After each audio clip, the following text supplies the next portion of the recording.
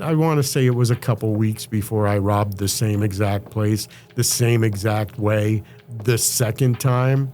And I want to say maybe it was 2 weeks before I did the same thing at the same place, the exact same way, a third time.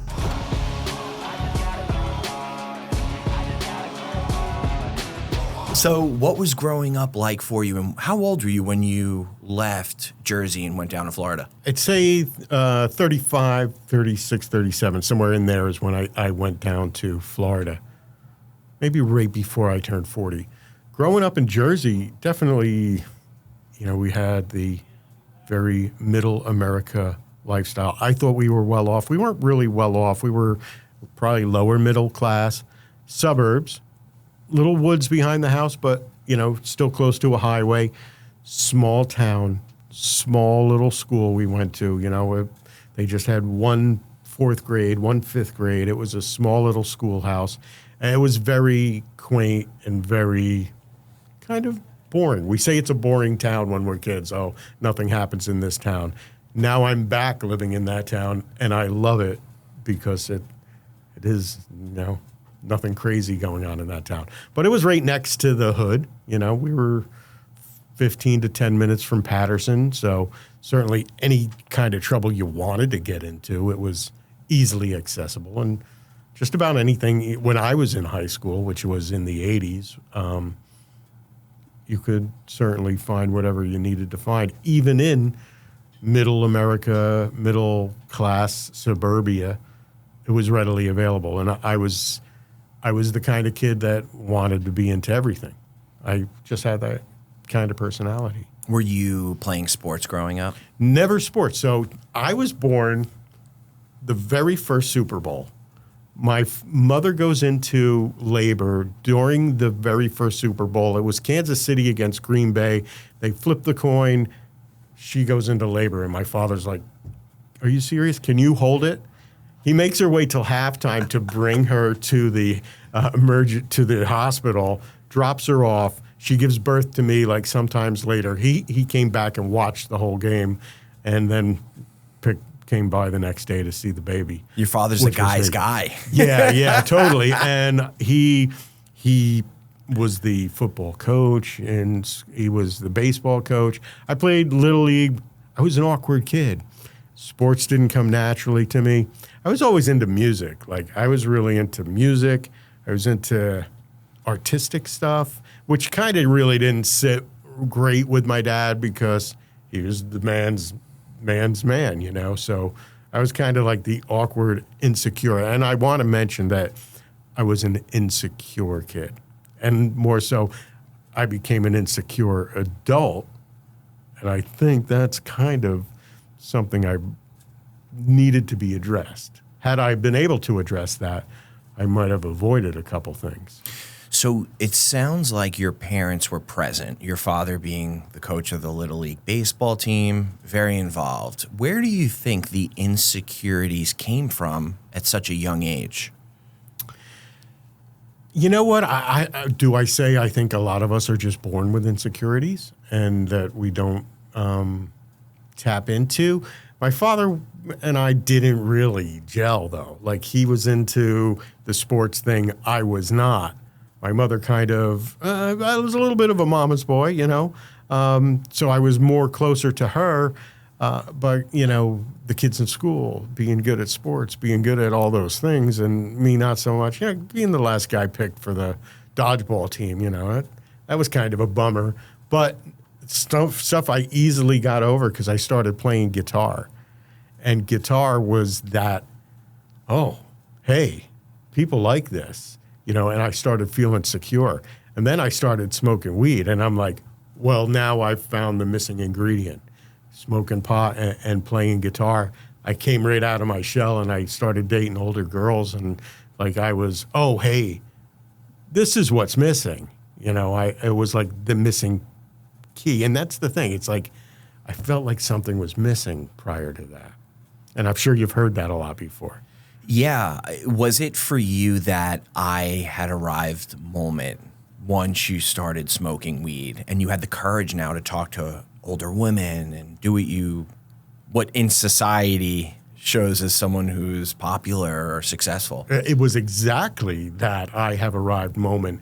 And dare I say, I've had that I have arrived moment a couple other times in my life, and they all ended up really bad. Now, the smoking the weed wasn't going to kill me. It wasn't going to lead me down to go rob a convenience store. It was working out for me. You know, I was working, I was making money, I was prospering, and for a decade or two, you know, it was never enough. You know, we were doing the hallucinogenics and doing the cocaine and doing whatever as young adults do. But the weed was that, yeah, it was like, wow, oh, this is what it was talking about. And it's weird because being like a younger kid and having older uncles, I had heard them listening to Led Zeppelin and Pink Floyd, and I knew they were smoking weed. And I always said, I'm like, I love the music. And I had this thing in my I've never tried weed, but I think I would like it. Like, I knew I was going to like it before I even tried it, which I think is kind of weird for a kid to think like that. Yeah. I don't think every kid is thinking like, hey, I think I'm going to like drugs. Yeah. You know? Right. Within this kind of sixth sense that they would take a liking to it, never had trying it before, is mind-boggling. Yes. And I was correct. My premonitions were proved correct. What were your middle school and high school days like, and in terms of the relationship with self and your identity? So, middle school, awkward. I think that, you know, coming into your early teenage years, for me, I was awkward. I was not comfortable in my own skin, feeling less than the other students around me, feeling not like I ever fit in with a cool crowd, which I wasn't. You know, I was a nerdy kid, but still a happy child. I had a small group of friends whom I was happy with, and I was playing guitar and, you know, had interests in girls and nothing really landing as far as that. Had a little bit of a girlfriend in 8th grade. Then becoming a high school freshman year is when I met one girl who was older than me. She was into all of it. You know, she was tripping. She was smoking weed. And she was really heavily into classic rock music. And I'm like, you know what? I think I'm going to start smoking weed and really try to get to know this girl. And I set out to court this young lady, and I started getting high, and I loved it. And she and I became really close. She opened up my world to like so much music I had never experienced before. So it was a very mind-opening, heart-opening experience. So we had a really great relationship for a few years, although, you know, I definitely developed an everyday smoking habit. From that, I did a lot of tripping and did just about anything else. But I was loving it. I mean, I was really enjoying it. And to me, even looking back, I'm like, okay, well, yeah, this is the start of things. But, you know, I'm like, if it could have stayed the way that was, it would have been fine. There's something inside me that will never let it stay that way, though. It has to be more. Mm-hmm. It has to be, you know, I'm not going to leave a drink half full and leave the bar with a half a drink sitting. To me, that's alcohol abuse. I would have to down that drink, or I can't go out on a Friday night without, well, where are we drinking, or you know. And then when it got to the harder stuff, this became even more problematic. You graduate high school, and are you still seeing that same girl? Did you guys break up? And what was your experience like after high school? Yeah, so I switched to playing bass afterwards because bands never had bass players. and I started playing in bands. And this girl and I, we parted ways, and I started seeing other girls a little bit, for a year here, a year there. And I'm playing in bands and playing out in the city, playing out in the clubs, and having the time of my life, living the rock and roll dream. And my band doesn't get high. I'm like the only one, so I'm sneaking, getting high on the side while they're presumably, not into it. And that was a great ride. I loved every minute of playing in the bands. Great memories. Had some really awesome girlfriends at the time. And finally, in 1989, I met another girl who was really into the fact that I was in a band, like really into it. She was straight as an arrow, though, like just say no. But we hit it off, and we dated for a long time, and we moved in, and we got married. And it took us 8 years, of dating and living together before we finally got married. But the whole time, for a while, I'm keeping the fact that I smoke pot hidden from her. And then I let her know, and she doesn't like it. But, what can she do? We're already together. But it was always this friction thing. She was not into that. And she had, her brothers had been arrested for dealing in the past, so she had a bad experience with all substances. But still, I was like, I was playing that double agent. I was trying to be the good husband, and it was working out well. I mean, I'm doing my own construction business, selling weed on the side, I'm smoking pot, and I have the happy life, right? Right.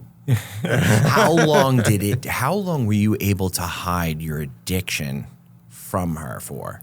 Well, and probably like a lot of purists out there, when I say, oh, I was addicted to weed, they're like, oh, you can't be addicted to weed. I was addicted to weed. I psychologically needed weed every day, for sure. So I will say I had an addiction to smoking. I have an addiction, so whatever I'm doing, I'm addicted to it. I kept that secret from her for maybe about 2-3 years. Then she knows, and then we're moving on from there.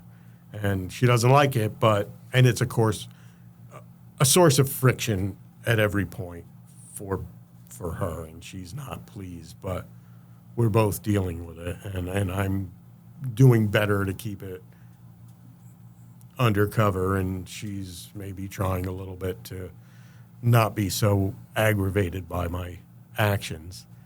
And then after 9/11, she was working in the city, and we said, well, we had bought our first house, so we were doing well.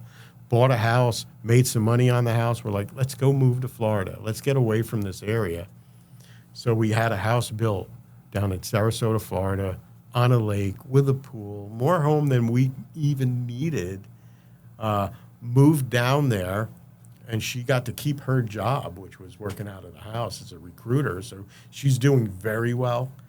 I had sold my business up here as a construction worker, moved down there, and all of a sudden, like, I don't really have work down there. And I'm kind of like, all right, well, who am I now? And now I'm insecure again. And she's doing well. I'm floundering, and that's causing even more friction.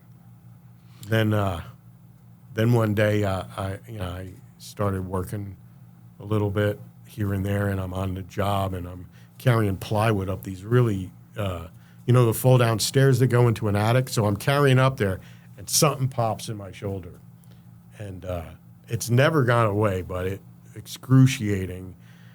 I went to a doctor, and the doctor's like, well, I'll give you, it was Percocet. And Percocet or Vicodin. It might have been Vicodin at the time, and then moved to Percocet. But that, she gave me the prescription for that. And once again, it was, oh, here's what's been missing. That was a very huge, oh my, oh, what is this? Yeah. So now at this point, you had gotten injured.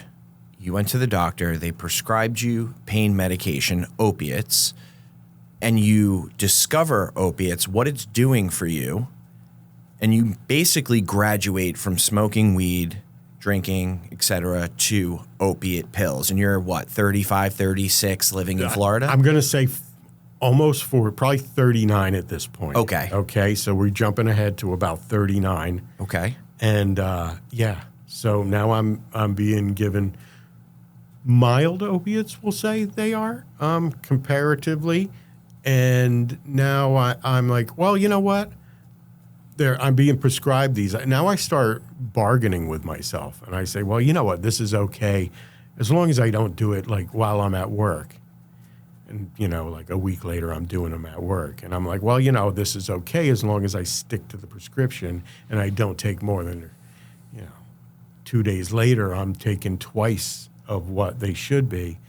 And doc, I'm exaggerating the pain I'm feeling so that I can get higher doses of this. And it's escalating. And, if we were going to do something like, let's go to the movies. And I'm like, well, shit, I better take 3 before we go to the movies because I can't watch a movie not all high.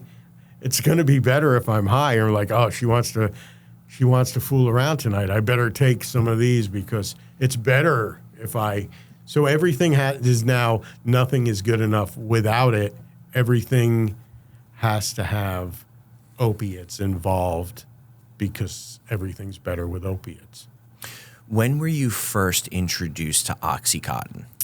So it was not long after that, and I was playing guitar with a guy. We were doing like a 2-man musical jam thing. He was into the same things as me. We were thick as thieves.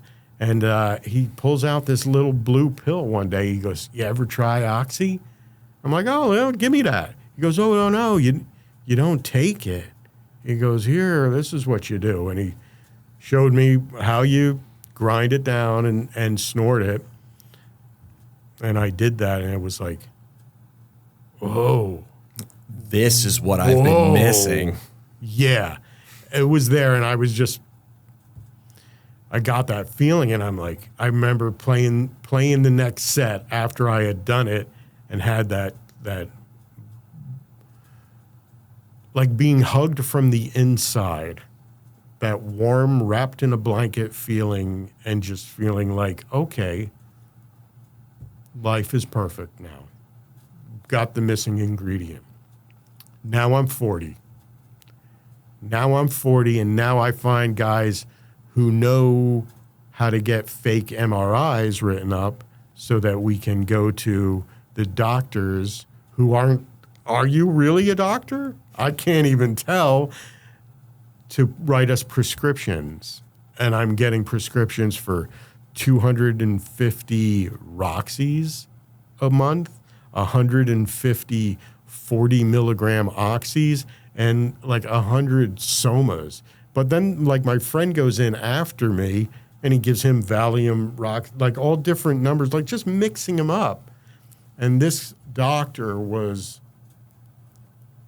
sketchy. That's a mild way to say it. He's sitting there with a Bible. He'll read me a passage from the Bible, then come over to me and just like touch my shoulder. Like, I'm like, man, are you really a doctor? I didn't care, because what we would do is we'd walk into the pill mill. The line would be out the door. And there was this guy, I forget his name, but one day he was complaining he didn't have his coffee or whatever. So I'd always go and get coffee for the guy, and he'd put me to the front of the line.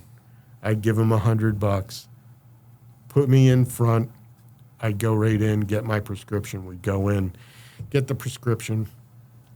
All those pills every month, never did they last me the whole month. So you were going to a pill mill in Florida. Have you seen Dope Sick on Netflix? No, but I'm familiar with the person. I'm familiar with the story, and I'm friends on Twitter with the lady who wrote it. Okay. So, I mean, it is carbon copy of your story, and the people that were going in there, the pharmaceutical companies that were selling, that created OxyContin, or the pharmaceutical company that created OxyContin, and doctors had an incentive to prescribe it. And that's the way the sales reps were pushing it to doctors. And then you had people who were then taking advantage of finding doctors, creating the pill mill, owning the pill mill, basically connecting the supply with the demand and just taking their cut. That's very interesting because I feel like down here in Florida, it was out of control. I knew people that were doing it. So how long did this last, the OxyContin stint? And take us down that path. Yeah. So that, I want to say 3.5 years, Oxys. And where are we timeline? What years? So 17 years ago, I started taking Oxys. 17? All right, so 2007 is when you first started taking the Oxys. 2007. And this went to 2010, 11. Yeah. Okay. Yep. Exactly. So we're doing that, and I'm starting them now. I'm hooked on them. I'm getting them for $1 a pill or whatever, you know, and it's still not enough. So at the end of the month, I'm paying $10 a pill for more of them. So I'm going broke, but I'm keeping all of this hush for my wife as best I can. You're still married at this point. I'm still married at this point. Ooh. It's about to go bad, though. And I'm lying. I'm lying to cover my lies at this point. I don't even know. So she's not recognizing who I am. I'm barely recognizing who I am. In the back of my mind, like, I know what's going on. I know this is wrong. I know I got to get out of this. But there is not a single incentive for me to stop this train and get off it. And I'm just doing it. Now I'm taking advances off my credit cards. I'm taking my tools to the pawn shop. I'm selling everything. And finally, like, it just blows up. And she's like, you got to get help. You got to get help. And I'm like, all right, I'll get help. I wasn't doing it for her. I was doing it for me. I was doing it for her, just to shut her up, you know, so that she could leave me alone so I could do what I want to do. So I go to a doctor who's going to give me Suboxone. But at this point, they were like, okay, yeah, here's a bottle of Suboxone. Go to town.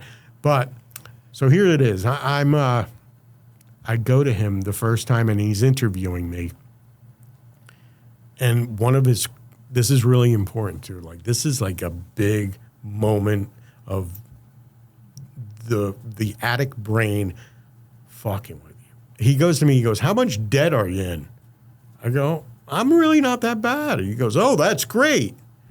He says, that's great. And I'm like, oh, that's great. I'm not in that much debt. I could keep going. My brain tells me that I still got a hell of a longer run in me because I'm not in that much debt, because the doctor just stamped it. He goes, that's great. But he puts me on these Suboxones, the pills or whatever, just like gives me a bottle of them. I'm like taking them. I'm like, oh, these things are getting me high. I'm taking 2. I'm like, whoa, this is great. And then when I run out and he's tired of my bullshit, it's back to the Oxys again. And, you know, by this time she's had it. And she finally asks for a divorce, close to 45 at this point, 44 maybe. And I'm like, yeah, absolutely. That's a great idea. Let's do it. Because I'm gonna prosper on my own. I'm gonna do so well. And we get divorced. We're inside, like, you know, in Florida, you just go to like it was a storefront. We go in there for a notary and we sign it and get the divorce. And I'm looking down at the paper, and my back of my head is screaming, you can still get out of there. You can still stop this. Get off this runaway train. You know, don't sign that paper. And I just go. I sign the paper. I don't look back. And and I move in with a friend, and I'm struggling, still doing oxy, still doing Suboxone, still doing whatever it takes, and running out of options. And everybody's like, nobody wants to deal with me at this point, because if I'm not lying or I'm not being all sketchy, I'm sick. I can't do things because I'm sick all the time. And that was one of the things, like later in our marriage, like we'd go on vacation, I'd always be sick. Why is he always sick? Oh, it must be the flu or something. Oh, I can't. I was always sick. Now I remember being sick more than anything else. I can't even remember what it's like to feel good being high. I just remember being sick.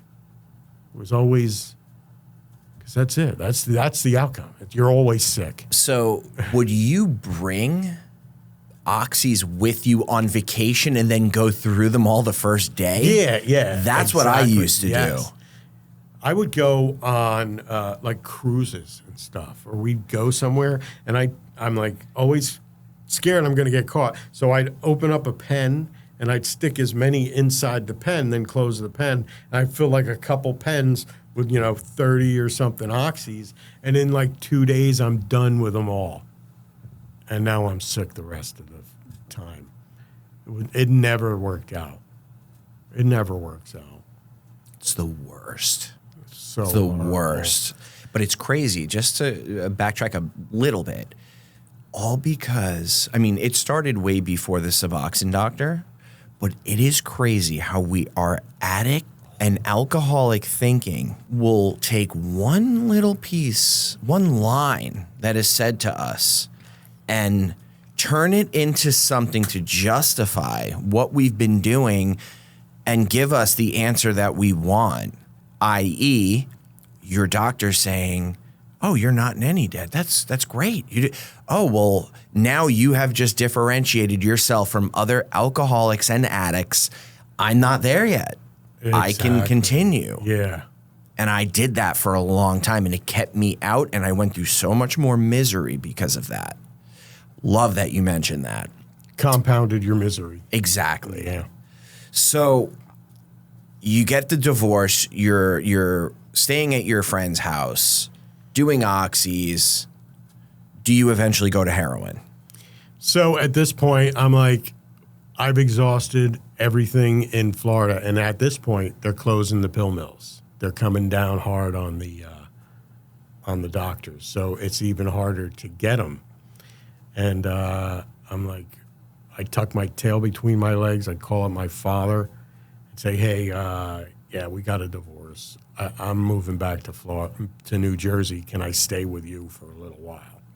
So I pack up everything I've got, and I drive up to New Jersey, and I go and I move into a little bedroom in my father's place, and I'm white knuckling it now. So it's like the first month, and I'm not doing anything, and I get a job working as a laborer in the union, actually making okay money, and I'm out of my skin. Like I'm uncomfortable all the time. Everything is miserable, and my emotions are a wreck. I've just lost we're selling the house in Florida. I've lost my wife. I've lost my job down there. I've lost my self-respect at this point, and again, I'm just so uncomfortable, and it's eating at me, and I'm not sure exactly how it happened, but I run into somebody who knows how to get heroin.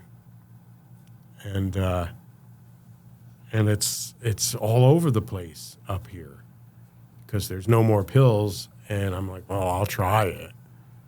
Like, I don't know. It's probably not as good as what I'm used to. Boom. Right away, I'm like, oh, cheaper, stronger, more readily available. Okay. Let's do it. And I'm like, I'm all right. I'll just sniff it. I won't. Within a month, I'm shooting it. And I'm like, well, this is the way it's meant to be done, And all kinds of irrational thoughts I'm now feeding myself on a daily basis. And compounded now with the depression of losing everything and, seeing my whole life that I just have thrown down the toilet due to a couple-year-long addiction. My addiction's feeding my depression's feeding my addiction, and it's going down fast. It's going down real fast. And I lose that job. I'm going to Patterson on a daily basis to cop. I'm borrowing money from people. I'm borrowing money from people at an exponential rate, and everybody's like, what the hell? My truck gets impounded because I'm not paying my bills, and I'm like, you know what? I'm just going to take all the money I have because now we get paid for the house selling in Florida. And at this point, like, after losing everything, the only other thing I can lose is my life, and I'm kind of yearning for that to happen. And I make this conscious decision, like, I'm going to chase it until that is the ultimate. That's the culmination of where we're going with this. And I even tried unaliving myself, and I couldn't even get that right. Like, I could not pull it off. It takes they say it's easy. They say it's a coward's way. It takes a lot to make that conscious jump. And although I tried, I didn't, thank God I didn't make it to that next step. But still, I chased every ounce of my desire and all the last of my resources to get it. And then comes the biggest fatal mistake of my life. I convinced myself, well, you can't live without heroin. You can't live with it, but we need it. You've got to go rob something. And I talk myself into, you need to go rob a convenience store to pay for your addiction. And somehow that seems logical. Like, that seems like, okay, yeah, that's clearly the next perfect step. How do you talk yourself into that? Like, I'm not an irrational person on any given day when heroin isn't in my body or when oxys aren't in my body. But I was so clouded. Now I'm not myself anymore. Like, I heard those stories. Oh, you'll rob from your own mother. You'll rob from your grandmother. I'm like, get the hell out of here. No. Bullshit. You damn sure will. To feed that addiction. And I did all those things, chasing that. And now I have the memories of what I did, chasing that damn bastard just to get high. So you rob this convenience store. Yeah. What happened? Yeah, so it's a drive-through convenience store. So, they got a sliding window where give me a pack of smokes or whatever. And I had told this on Ian Bick's show, it's the dumbest bank robber ever, but I didn't rob a bank, but I pull up to the drive-through window and I have a handkerchief over a nose hair trimmer. So it's a little black nose hair trimmer. So you're laughing already. Yeah. So I hold it up and I say, you know what it is? And so she looks at it. She thinks it's a gun. Of course you're going to think it's a gun. It's a hidden, concealed weapon. It was a nose hair trimmer. And the girl was so scared, she opens up the drawer and empties the register and gives it to me, and I speed off and go straight to Patterson and buy heroin with it. If you don't mind me asking, how much did you get? Like $500. Were you wearing a mask? I had a bandana that I pulled up over my nose. And your license plate was showing? I used someone else's vehicle. So I knew, I had a job at the time, and the company vehicle, I knew where the keys were. So not only did I rob the convenience store, I technically borrowed a vehicle I was not allowed to borrow for the evening and went and used that to commit a crime. Okay, so you score $500 robbing the convenience store. You go to Patterson, you get heroin. How long does that $500 last, and how long until the thought of committing another robbery pops into your head? $500 lasts maybe a couple days, 2 to 3 days at the most. I'm probably borrowing and stealing cash in between then. And I want to say it was a couple weeks before I robbed the same exact place, the same exact way, the second time. And I want to say maybe it was 2 weeks before I did the same thing at the same place, the exact same way, a third time. Hold on. Let's pause for 1 second. You can say how stupid I am right now. We could just cut to the chase. You robbed the same convenience store 3 times in 2 or 3 week Spanish month. Let's say a month. Okay. Right? The same convenience store 3 times in a month, same method. Were you at least switching up your car? The last time I did. So the first 2 times you used that work car, and then the third time you used another car. Was it the same lady every single time? It was different every time, but so I'm just causing more trauma to 3 different people now, you know? How much do you get the second and third time? Less and less. So I got 3 the second time, 300, maybe 200 and something the last time. How much time passes from the third robbery until, I mean, the cops definitely caught on and you got arrested? So I guess they through the truck, they say, okay, somebody who had access to this truck, they couldn't figure out who, so there's a list of people it could be, and they want to question me. And they bring me in the night that Hurricane Sandy is about to hit. They bring me in for questioning. That morning, before any of this happened, I went to go to a methadone clinic because I'm I can't do this anymore. I need something. I need some kind of help. And I get methadone, and I've taken a couple sips of it, and I'm feeling a little better. And I put the rest on my nightstand, and I'm okay, I'll go down and answer. And for about an hour, I'm evading questions.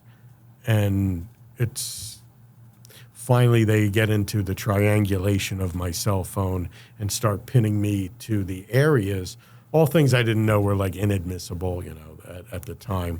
And I'm starting to feel kind of sick at this point. And I'm not sure how it happened, but I was just yeah, I did it. They're what? I go, yeah, I robbed that place. I did it. I told them everything. I snitched on myself in every possible way. And as I'm doing it, these waves of oh my God, all right, I feel much better. I feel terrible for everything I did. That's it was terrible to do that to that store, to the girls who worked there, to the community. People watch these things and they're hell, look at this jerk off. He fucking robbed the same place 3 times. I mean, and I thought about that for the full 8 years that I did in prison every damn day. And that's not why I'm sorry. I'm sorry. I'm as deep in my emotional well can be. But yeah, I tell them everything. And that's it. They got a slam dunk first degree robbery charge. No questions. No questions. I gave up the goods. And okay, into the holding cell. And the power goes out and they're on generators and the hurricane hits. And I'm in the holding cell, and this wave of relief comes over me. And I look over, and there's this sign on the big steel door, and it's a picture of a young girl as she is in high school, looking really healthy, and her teeth are great, her hair is great. And then it shows her 2 years later, missing teeth, all drawn out, horrible health. And it says, heroin does a body good. And I'm staring at that. And then they bring me in a magazine to read. And it's Charlie Sheen's confessional of when he was losing his shit and just like his whole debauchery. And I'm like, oh my God.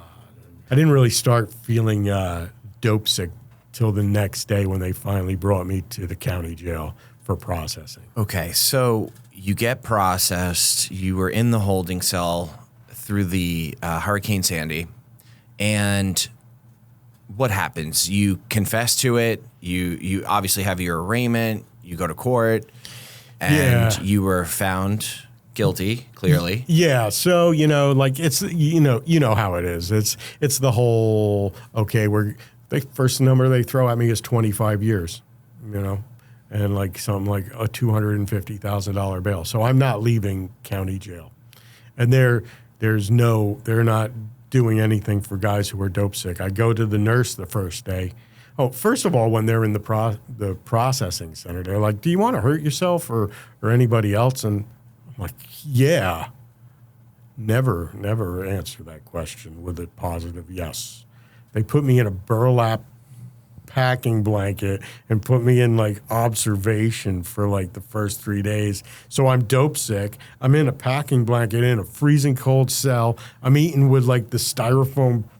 It went from bad to worse. I just kept making my situation even worse. And then the nurse comes, then the dude, I'm like, dude, I'm dope sick. I need something to help me. And he goes, we like to bring you down hard, hot, and fast, like a spaceship. I'm like a fucking spaceship. Are you out of your mind? I can murder you, lady. Okay, yeah. So it's getting worse. It's getting worse. And this is where things start changing. It's like a week goes by, and I get out, and I'm still in intake block or whatever, and I apply to go to work in the kitchen. And I get the job, and they take me in, and they bring me down into the kitchen. So now I'm working in the kitchen. And I'm eating food, starting to feel a little bit better. And very quickly, they promote me to ODR, Officer's Dining Room Cook. I get the most coveted job in the whole county jail. How far into your prison stint? 3 weeks. Oh, wow. 3 weeks into county jail. Okay. I'm just there. And I'm okay. I'm feeling good. I'm joking because none of this is really hitting me as real. Like it's happening, but I'm like, it's still like, oh, hey, I'm on a vacation from my addiction. Like this is something about it is still like playing out like a TV show. And I'm looking around and I'm like, hey, we've got all the ingredients to make hooch here. And so I took a big 5-gallon jug, filled it with juice, filled it with fruit, the sugar, the yeast, hid it inside the dish tray to cultivate it because it's almost Christmas now. And I'm like, yeah, we'll sneak it up onto the block. I'll be the king of the block. We'll get everybody drunk. And like that afternoon, they raid my cell. They bring me out and they throw me in the hole. So I'm in the hole for Christmas. And now I'm looking out of the small window and the reverend, the chaplain, he's bringing around like little gift bags to all the other inmates, and they're getting like shirts and deodorant, and there's also little bags of candy. And I, of course, am not getting any of that. And I'm like, I'm such a fuck up, man. What the fuck? And like, I'm not gonna lie, man. I cried right there, and there was nothing in my cell, and it's freezing in there. It's almost Christmas, but a brochure on recovery. It was like I think it was Smart Recovery. It wasn't AA or NA. But I started reading it. I read it like 100 times sitting in there. And I'm like, you know what, dude? This is it. This is it. That was the moment. That was the moment where I'm like, this is it. You're in the holding cell. You're in jail on Christmas because you're that much because you can't play by the rules, because everything's about the party and getting high. And while I was in that holding cell, I applied to go to AA. I applied to go to NA. I applied to go to Catholic Mass. I applied to go to Buddhist studies. If there was a service that helped you spiritually, mentally, educationally, I signed up for it. and I start going to meetings in the county jail. So you're rock bottom. You are sitting in, is it solitary confinement? It's essentially? solitary, yeah. It's but the in jail. hole. In the hole. Yeah. On Christmas. And that is the next rock bottom underneath that, I feel like, is death. So you bottomed out, and that was the moment you made the decision that you were going to get sober and clean. That was it right there. Yep. When do you go to prison? Do you move over to eventually go to prison and get sent to prison? 18 months after that. Okay, so you're in jail for 18 months, a year and a half. You get to prison. How do you survive in prison? What was that like? Well, the tools that actually were instilled in me to make that survival in prison, a lot of them came out of that county jail. Because when one of the first meetings I went to, I met a guy named Carl who did AA. And I'm like, Carl, hey, I don't know if you guys do this, but do you guys ever sponsor people who are in the jail? He's like, I've never had anybody ask me that, but I think I got a guy for you. So he sends in his sponsee, Tom, to come in. And Tom, for the next 18 months through the booth, like we're on the phone, we're working the steps together. Like we're working the steps of AA. Like I like the AA, even though I'm a drug addict. It's all addiction's addiction, but we're working the steps through the phone, like to the best of my ability. I'm working the steps. I'm really working the steps. Now, I'm not saying everybody needs to do AA or NA to get clean, but for somebody in that position who really needs something to believe in, something to find that bridge to get me to where I am now, like I wasn't going to get here on my own. All my best decisions got me where I was. So I did everything Tom said, and I made that list of all the bullshit I did, all the people I had hurt, and I became prepared to make amends for it. And when I got out, I made my amends to the best of my ability, and been trying to do the right thing. When I'm wrong, I tell somebody. Now, I was doing 3 meetings a day in the county jail. So when I get out and go to prison, I'm working the steps. I'm working the program. And even if I'm not always in the program, I'm working my own program where I'm doing the right thing, where I'm being, if I tell you I'm going to be there or I'm going to do something for you, I'm going to do it. I'm not lying, and I'm not insecure anymore. And I'm not sure I'm in prison with a bunch of guys who are in there for 30 to life. But you know what? These guys are seeing me as like, hey, he's a thorough dude, You can trust him. So nobody's fucking with me because I'm honest, and if I'm wrong, I apologize for it, But so I got that, and when I get to prison, they start offering college classes too, which is right up my alley. Like I'm all over that. So I start taking college classes. I'm studying Buddhist services. I'm meditating. I'm doing yoga in there. I'm working out, and I'm doing whatever spiritual, mental, educational, physical things I can do to enrich my life, because I don't want to be that guy who walked in the door, the same guy who walks out. So I'm doing all of that, and I'm meeting people who are like-minded. I meet this older Italian guy, he's from Newark, went through in the 60s and 70s. He's in there for serious stuff, working with serious people, and he's like, yeah, Bobby, you just got to keep your head down and, come with me.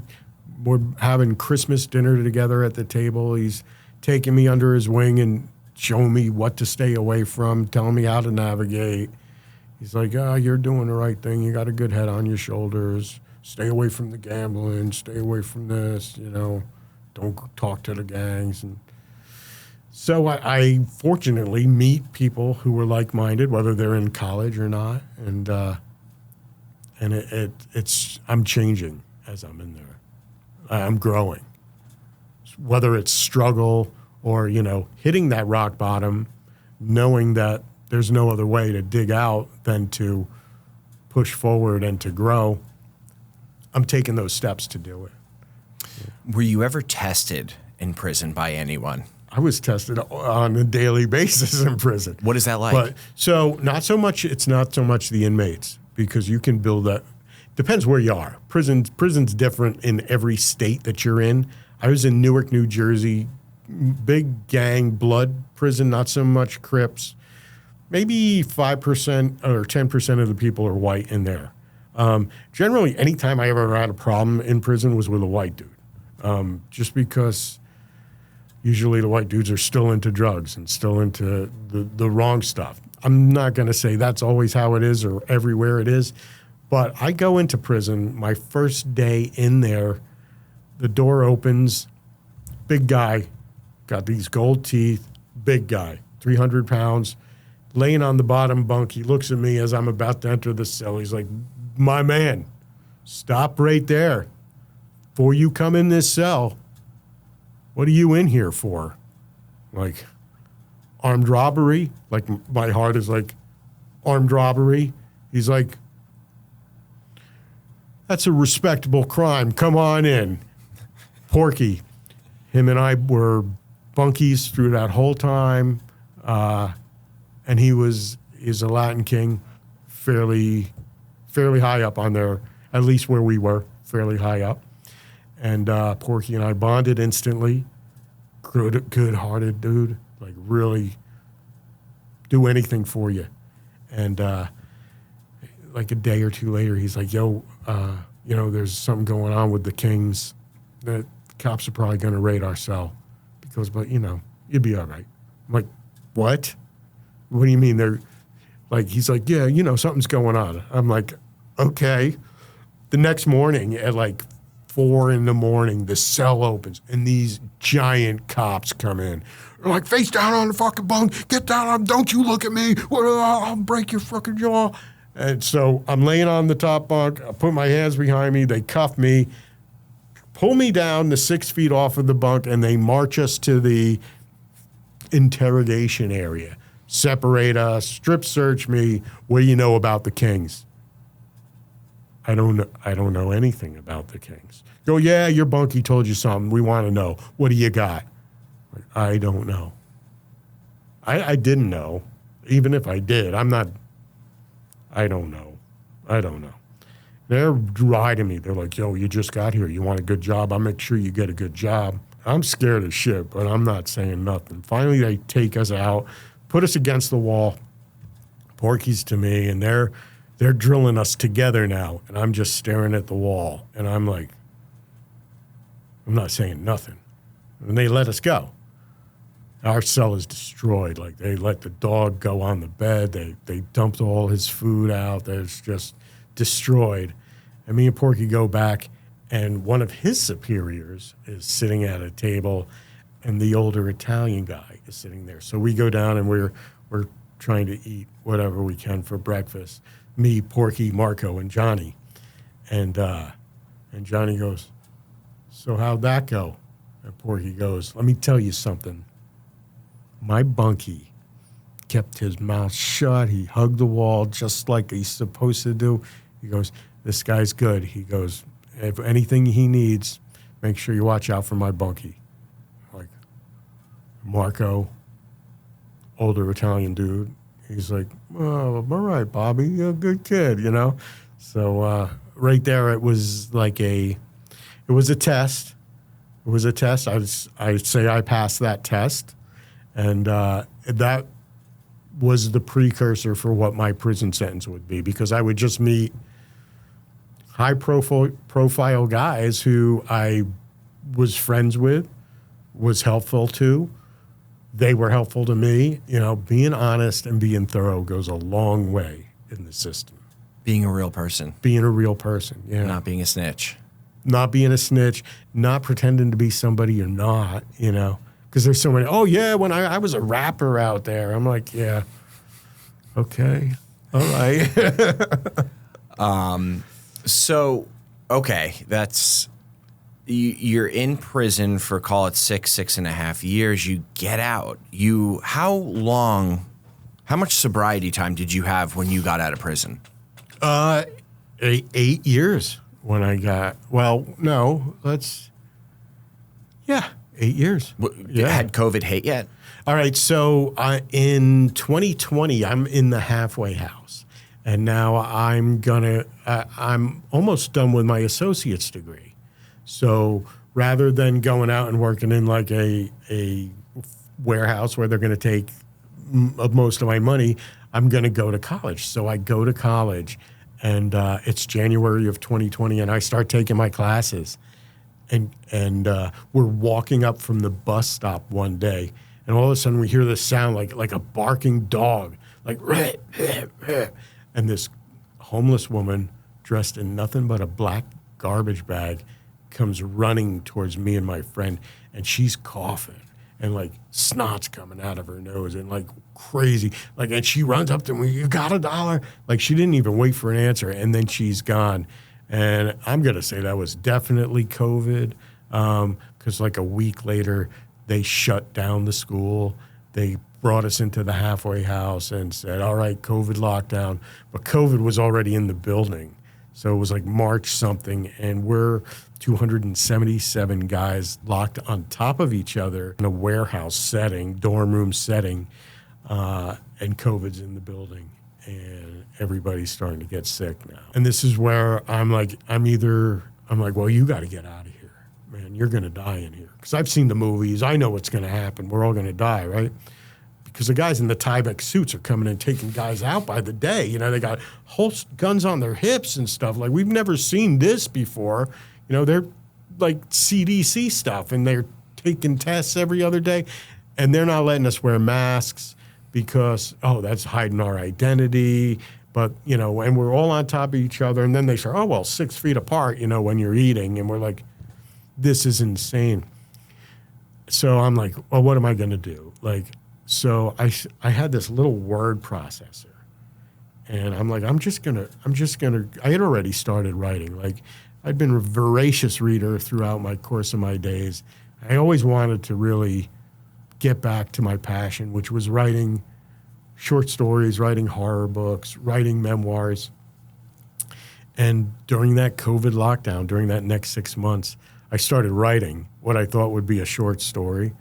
And I started writing at 6 p.m. at night every day. And I would go straight through to 11 p.m. every night.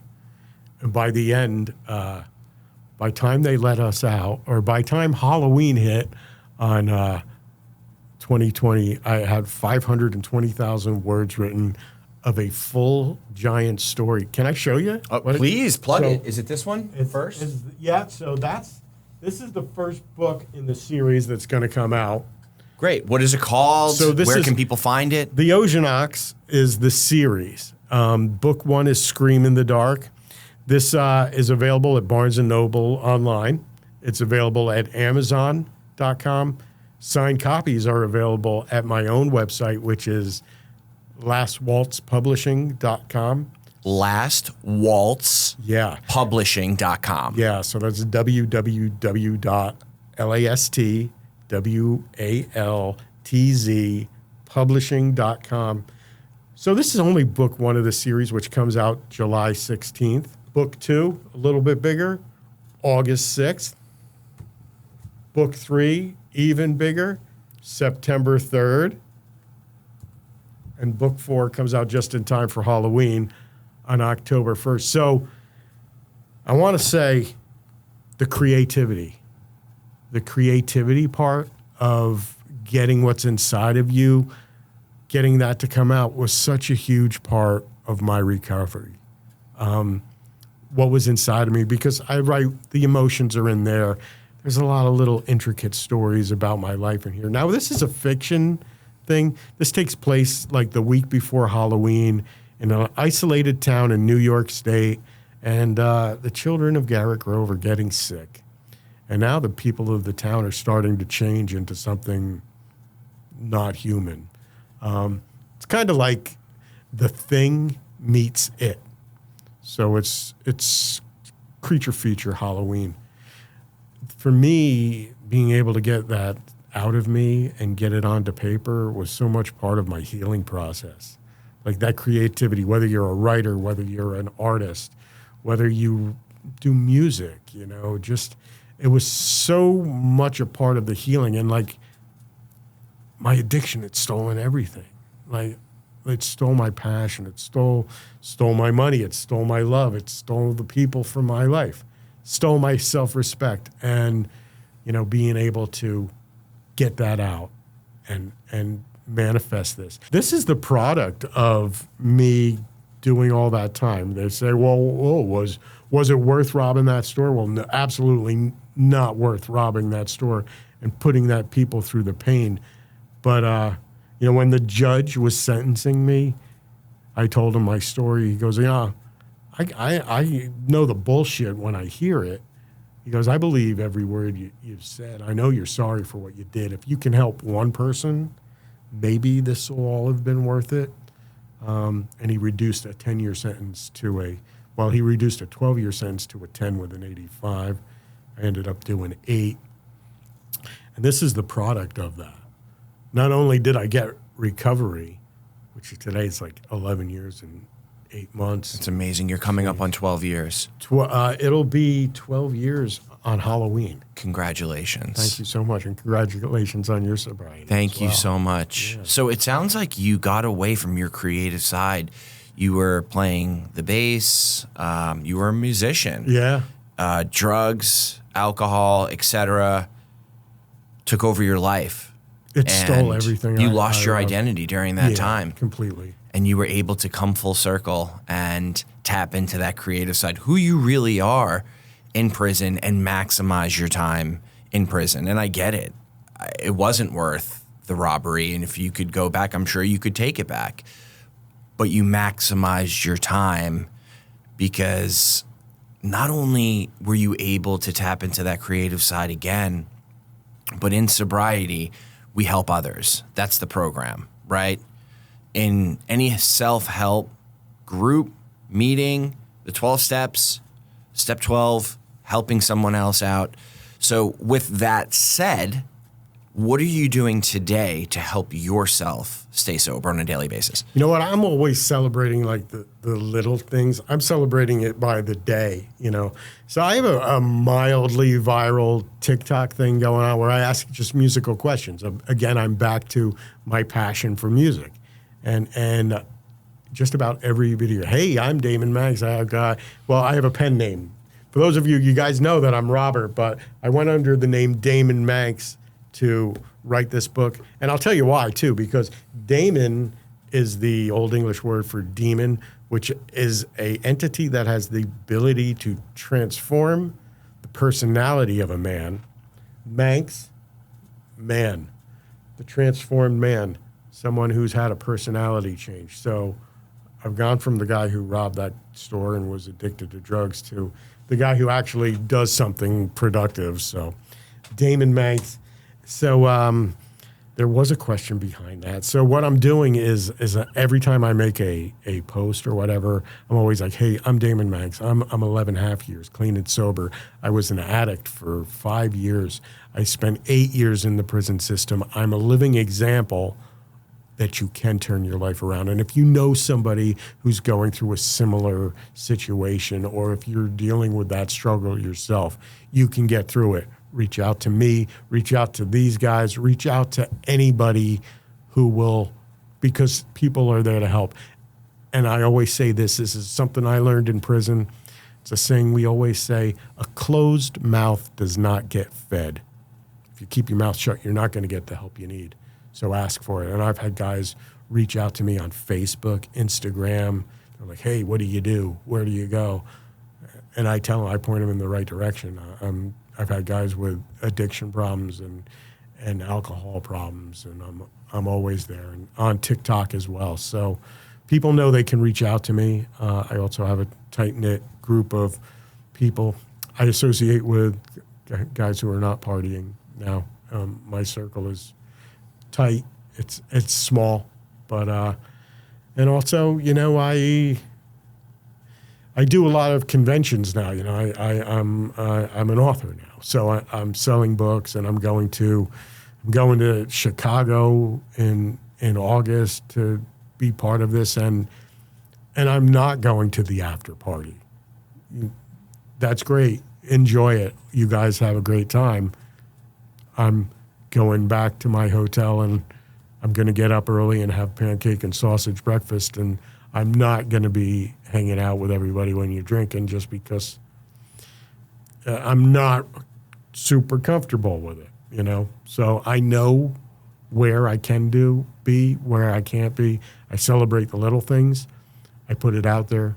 I mention my sobriety as often as I can. And I let people know if they are struggling that they need to ask for help. Because had I asked for help at any point, you gotta not only ask for it, you've got to want it.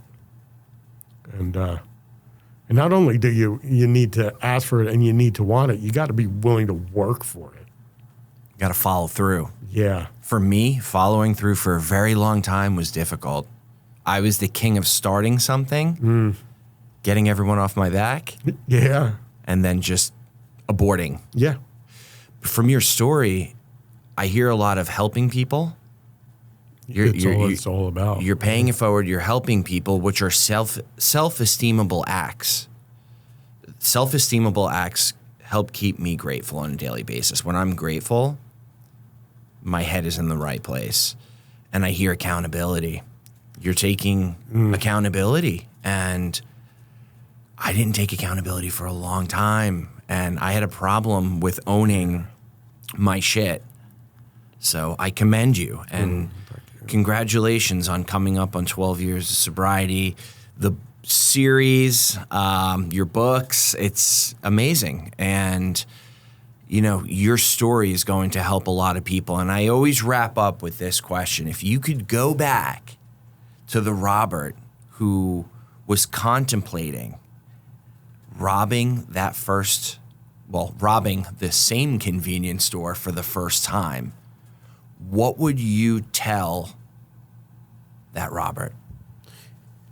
So this is something I've contemplated it, because when you're going through the grips of addiction, I always said this. I go, you know what? When I was going through that, when I was in the grips of being high or being dope sick, it wouldn't have mattered if my own future self came back from the future, told me, dude, this is where you're going to end up. I wouldn't have listened to it. Like, I would have found everything. What do you know? You're only me in the future. You don't know. I know everything. So, you know what? I mean, what would I have done? I would have kidnapped my own self, tied me up, brought me somewhere, and made me detox for 2 years. What would you tell the listener who is searching out an outlet for an answer, and they potentially are on the verge of doing something that could wreck their life because of their addiction right now? Yeah. Well, I would say, you know, it sounds cliche, but recovery is possible. For me right now, life is so much better on this side. Not a lot of us get to be on this side. And you know what? The help is out there. This is an addiction that so many people don't make it through. And there's people out there like me, like Kevin, who want to help, who are out there to listen. And basically, you just need somebody to tell your story to. A closed mouth doesn't get fed. You have to make the first move. You have to want the help. You have to ask for the help, but it's there. And getting clean is only the start. The work ahead is tough, but it's so worth it. Had I not gone through what I did, I wouldn't be the person I am today. But I just pray to God that nobody else has to go through the darkness that I did. Like, I'm sure the rock bottom can get even lower than mine did, but you know, there's no reason why you have to die. And there's no reason why you have to suffer. The help is out there. I hope you get it, and I hope you want it. Robert, thank you. Thank you. I appreciate you coming on. Thanks so much, man.